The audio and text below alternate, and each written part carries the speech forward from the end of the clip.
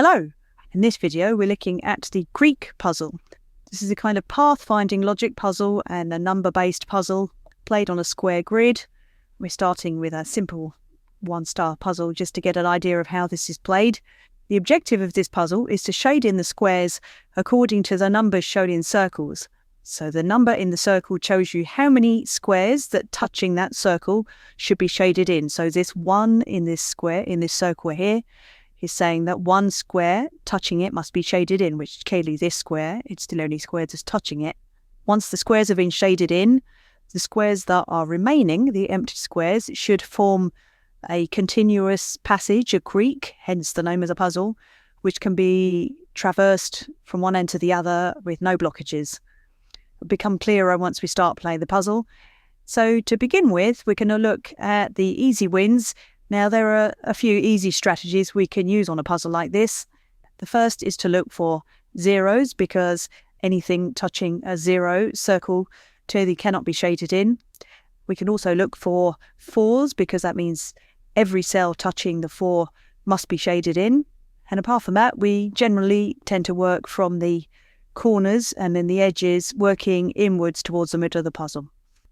The first thing I'm going to do is begin with all the zeros, put a little mark, a dot, into the cells that I know cannot be shaded in. And as I say, this zero means that no cell touching it, which is this cell, it's the only cell touching it, can be shaded in. So none of these cells can be shaded because they're all touching a zero circle. I'll just finish working around the puzzle. We've got some more down here, a couple up here, and I think that covers off all of the zero cells. None of these cells can be shaded. Then what I'm going to do is turn my attention to, we've got some fours here and down here. Four, as there's only four cells touching, meaning all four cells must be shaded. I'm going to shade those.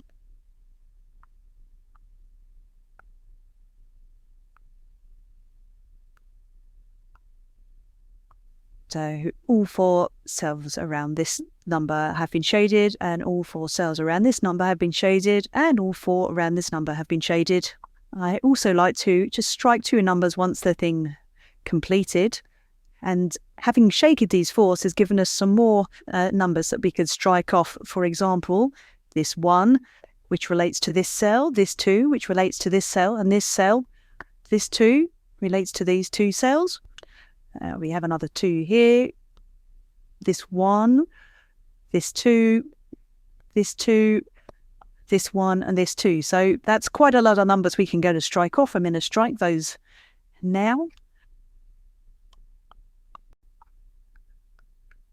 Striking through the numbers like that just makes it easy to see where we need to go, where we don't need to go.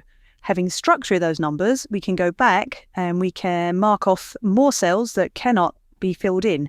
For example, now we've struck through this 1 because this cell is filled. We know that the other 3 cells that touch the 1 cannot be filled. The same with this 2, for example, it's touching 2 filled cells, so the other 2 cells that is touching cannot be filled. So I'm going to go through and just put dots in some of these. That makes it all the easier to then work in from this side of the puzzle, working inwards, because we've already got a lot of filled cells and a lot of dotted cells.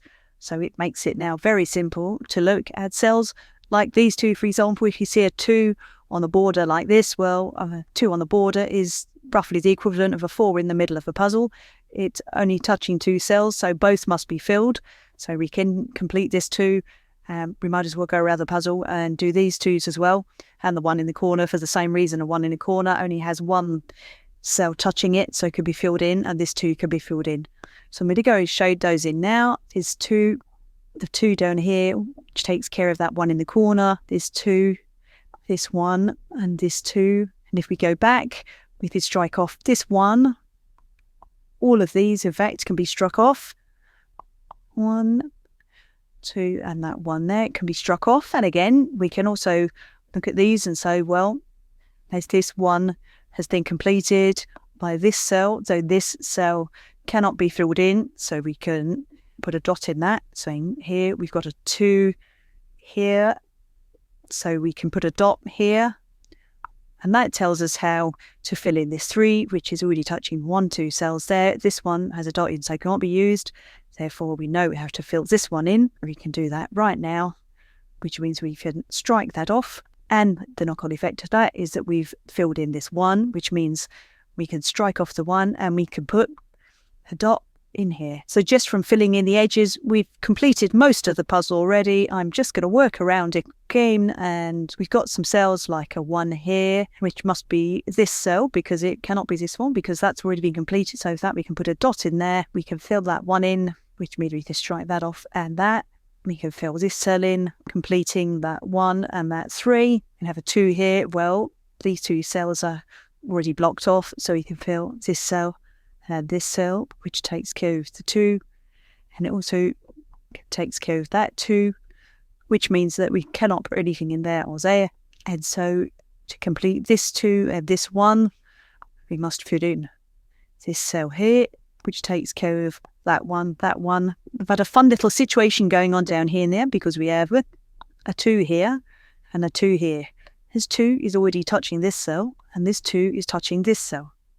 So in theory, we could fill this cell, or we could fill this cell. Either one appear to be valid. However, if we fill this cell, which I'm going to do now using a different colour, just so you can see what would happen if we fill this cell purple, we now have a problem in that our creek, the empty area, comes down here, across here, and is now blocked by that cell. Therefore, that cannot be the answer, so we cannot block that cell. So the answer must be that we have to fill in this cell here, which takes care of this 2 and this 2.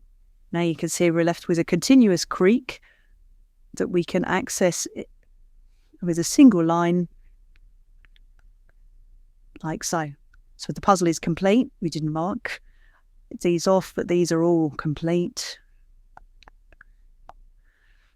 We've filled in all of our cells, required cells, and we've left a continuous creek. So that essentially is how you go about solving the creek puzzle. Once again, this is just a 1-star, very simple puzzle, just to give you an overview, to kind of start a puzzle really, to give an idea of how you go about solving these.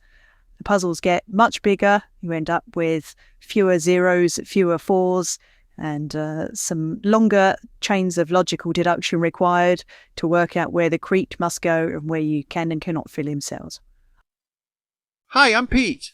Don't forget you can get our Puzzle Weekly magazine delivered to you every Monday, completely free. Visit the link to get your copy.